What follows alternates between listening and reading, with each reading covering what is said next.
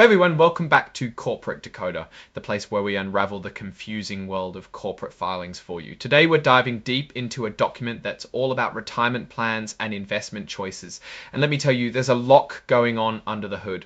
So what exactly are we looking at here? This is a registration statement for something called USL Separate Account RS, which is basically a fancy way of saying a pot of money managed by the United States Life Insurance Company in the city of New York, also known as USL. They're offering these variable annuity contracts, and this document is telling us all about them. The main product on offer is called Portfolio Director.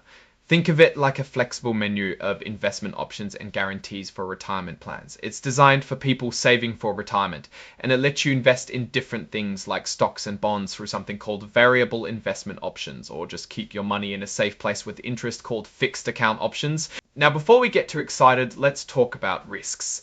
They list a bunch of them, like the basic risk of loss. That means you can actually lose money, even your starting money. This isn't a savings account, and the value of your investments can go up or down.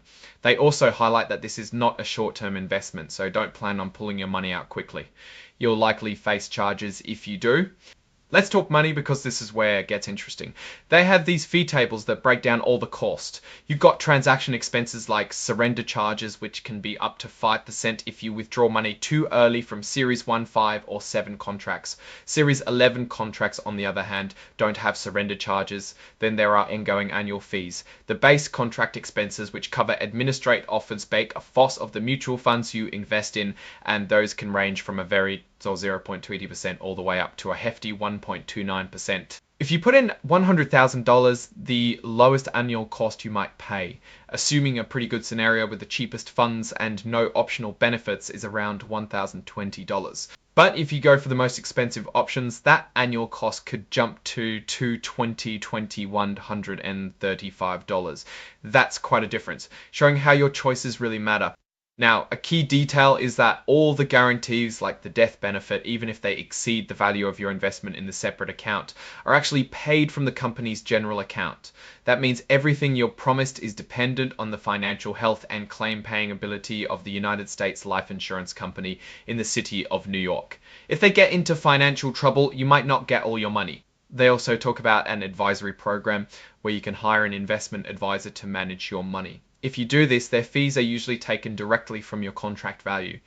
This can be a problem because, as they explicitly state, if you pay any investment advisor fee from the contract, any deduction may reduce the death benefit and other annuity benefits. That's a pretty big deal. The advice you pay for could actually lower the money your beneficiaries receive if you pass away. This product comes in different series. Series 1, 5, 7, and 11. These aren't just different names, they have different rules about surrender charges, fees, and other features. For instance, Series 1, 5, and 7 have those surrender charges we talked about, while Series 11 generally doesn't. The type of group plan you're in often determines which series you get. Let's look at the specific investment options, the actual mutual funds you can put your money into. They offer a wide range from large company stocks like the American Beacon Man Large Cap Growth Fund with a 1.12% expense ratio, to index funds like the Vaca Company iStock Index Fund at a much lower 8.23% expense ratio. There are also bond funds and even a commodity strategy fund. Remember, higher expenses eat into your returns over time, so picking a fund with a lower expense ratio like that stock index fund could save you a lot of money in the long run compared to something like the Invesco Balanced Risk Commodity Strategy Fund.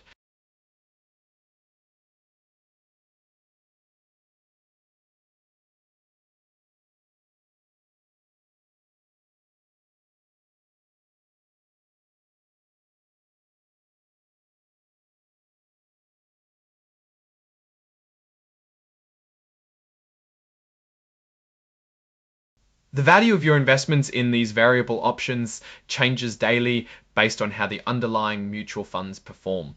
When you make a purchase payment, they calculate how many purchase units you get based on the price of the fund that day. If the fund goes up in value, your units are worth more. If it goes down, they're worth less. The surrender charge calculation here is quite detailed. For example, if you have $39,000 in purchase payments and you make a total surrender, the charge is the lesser of 5% of those payments, or 5% of the account value at the time of surrender.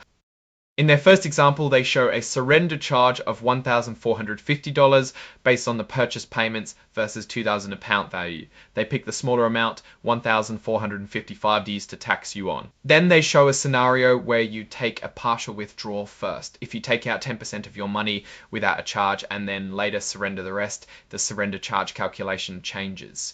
In their second example, a full surrender after a partial withdrawal results in a $1,450 charge.